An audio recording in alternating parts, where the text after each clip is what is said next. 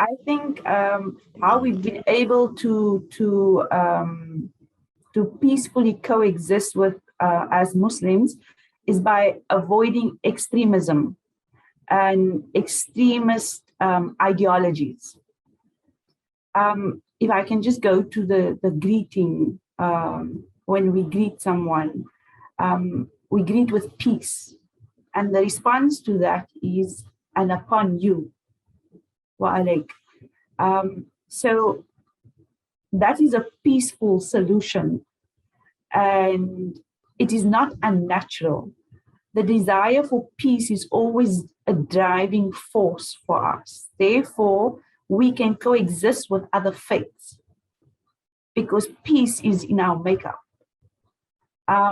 A few years ago, some of the ulama had formed an interfaith group, and in a very amicable fashion, started working on community programs and outreaches. And alhamdulillah, even though we are a minority in South Africa, I think, Brother Yunus, I speak under correction, but we're 3%. It is a very strong, powerful 3%. Because when this 3% pulls together, you will see the might of 3%. And so prior to 94, I would also say democracy has assisted.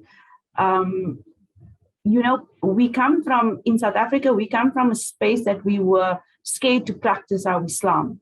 I'm speaking now with our forefathers that came to South Africa. And so we needed to overcome or unlearn a habit that was in us as well, because we were so used to, hiding our prayers and so on. And so I think because we are a minority,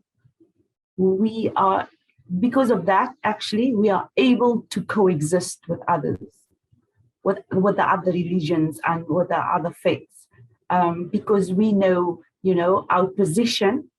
And for me, I feel that was a strength for us. And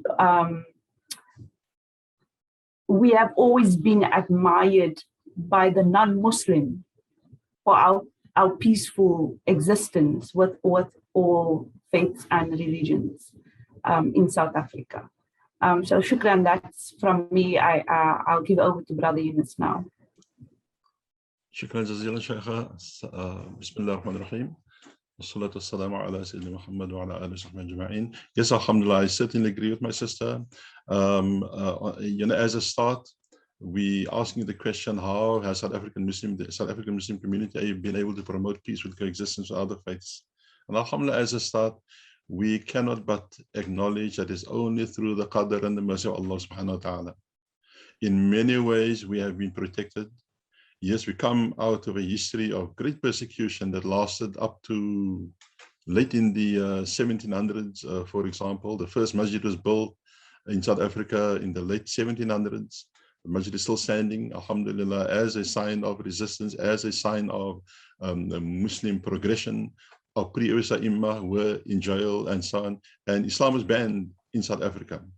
So alhamdulillah, and then it continued. So in 1994 was the first time since 1654 when Muslims arrived first, and some even records of earlier Muslims, earlier than that as well, unproven of course, speculated. But since 1654 when Muslims first arrived here, 350 years later, 1994 was the first time also that us as Muslims also saw that political freedom. Alhamdulillah, when we were younger in the 60s, 70s and 80s, we practiced Islam, but the spreading of Islam might have been curtailed. We had a very, very active security, internal security police at the time, and you are possibly all aware of the high esteem that Imam Ash-Shahid, Imam Abdullah Harun has in our hearts, alhamdulillah, and so on. And many other Muslims, unmentioned as well, lost their lives during the struggle. So in maintaining that peaceful coexistence after 94, we were in fact also desperate for that peaceful coexistence. But the Muslim community of South Africa also experienced a sudden removal of the blinkers that's been sitting there for 350 years. So we were also exposed to a very big world after that. And this also did not come without challenges for the Muslim community. But alhamdulillah, if I may say so, alhamdulillah, those challenges were largely internal to the Muslim community. As you know, we are a few people, but very, very diverse, alhamdulillah. And so in my experience, what would I identify as a major success factor for this interfaith understanding and acceptance of diversity? Definitely, I would say it is tolerance and understanding of differences, as was mentioned also. Apartheid has proven, apartheid was a political system before 94, has proven that it is counterproductive to be in conflict. So a national set, and things have not quite settled yet. Lots of work to be done. Our democracy is extremely young. Lots of minds. We have great minds currently working at that front as well, amidst many other challenges. Alhamdulillah. So a national strategy is what is needed and continuing to be needed in order to forge and unite us as people in this part of the world. And you will remember, I'm not so hung up on Muslim and non-Muslims. We are all people, creation of Allah Ta'ala, and we look at each other in that way. Alhamdulillah. And we do have the legislative, therefore, the legislative foundations opportunities compared with the past, alhamdulillah, which we do not have that. So a major success factor is, in fact, this realization in itself of the disparities in socio-economic conditions. The lessons learned within our democracy, 27 years only, okay? And also the realization, with those blinkers being removed, we also realize that Islam is not rigid in the way of life. It is adaptive. It can adapt where Muslims are, where Muslims are oppressed, which is really of the lowest way of trial. What I'm really saying here is Islam is so adaptive, even when Muslims are oppressed, Islam still survives. We've seen what happened in the Eastern Bloc countries, for example. Islam was oppressed, the Quran was banned, but when the wall fell down, the Berlin Wall fell down, countries were open, we could find Hafiz children, alhamdulillah. They could recite Quran, everything. They simply could not read it because no Qurans were allowed. So it would be taught Quran, alhamdulillah. So Islam survived in those conditions as well.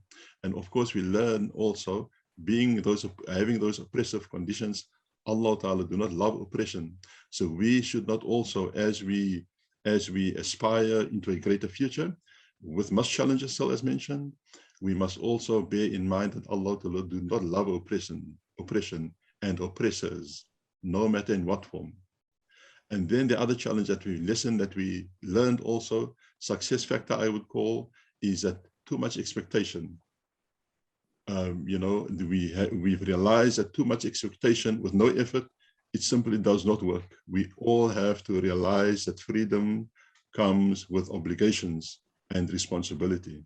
And I think the success factor will be achieved when we realize this, that freedom comes with obligations.